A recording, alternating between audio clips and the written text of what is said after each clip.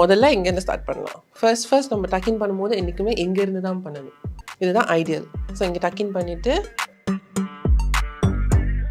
So ஒரு round போயிட்டு நம்ம இங்கே வந்து மறுபடியும் எங்கே டக்கின் பண்ணுமோ அதே இடத்துல வந்து டக்கின் பண்ணிடணும். ஸோ டக்கின் பண்ணி விட்டுருங்க. முடிச்சதுக்கப்புறம் இங்கே பல்லு எடுத்து வச்சுருக்கோம்ல, இந்த மாதிரி எடுத்து வச்சுக்கிட்டு பண்ணுறது இன்னும் ஈஸி. நம்ம சாரி பண்ணும்போது ஃபர்ஸ்ட் நம்ம லாக் பண்ணுறது வந்து பல்லு தான். ஸோ அந்த மாதிரி பண்ணிவிட்டு நம்ம இதை அடுக்கிட்டு மறுபடியும் உள்ளுக்குள்ளே இந்த லேயர் எடுத்துகிட்டு வந்து இங்கே கொண்டு வந்து இங்கே வந்து டுகெதர் இந்த ஸ்கர்ட் கூட நம்ம பின் பண்ணணும். ஸோ இப்போ இங்கே வரும்போது நம்ம கரெக்டாக நடுவில் நம்ம நேவல் பாயிண்ட் கிட்ட வந்து அங்கேருந்து நம்ம ப்ளீட்ஸ் எடுக்க ஆரம்பிக்கலாம். ஜஸ்ட் இங்கே மிடில் இருந்து. ஓகே,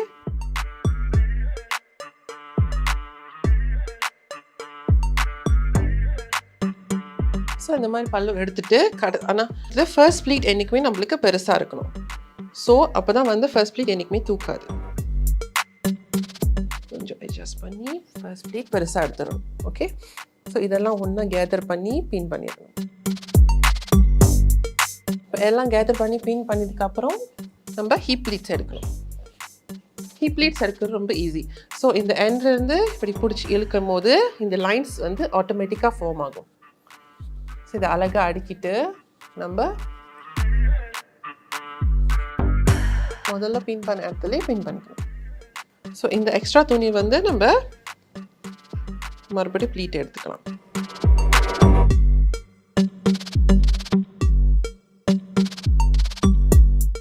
இப்போ கடைசியாக முடிஞ்சதுக்கப்புறம் இது லைட்டாக இழுத்துட்டு பின்னால் பின் பண்ணிடணும். முதல்ல எங்கேருந்து ஸ்டார்ட் பண்ணலாம். ஃபர்ஸ்ட் நம்ம டக்கின் பண்ணும்போது என்றைக்குமே எங்கேருந்து தான் பண்ணணும்.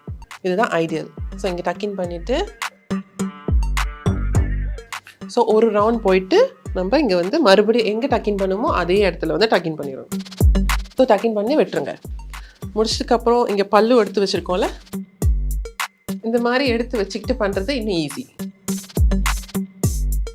நம்ம சாரி பண்ணும்போது ஃபர்ஸ்ட் நம்ம லாக் பண்ணுறது வந்து பல்லு தான்.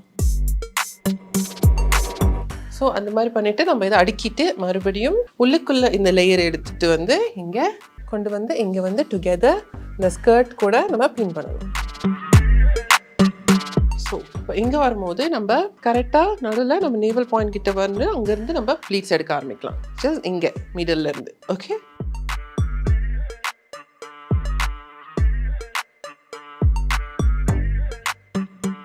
ஸோ இந்த மாதிரி பல்லு எடுத்துட்டு ஆனால் இது ஃபர்ஸ்ட் ப்ளீட் என்றைக்குமே நம்மளுக்கு பெருசாக இருக்கணும்.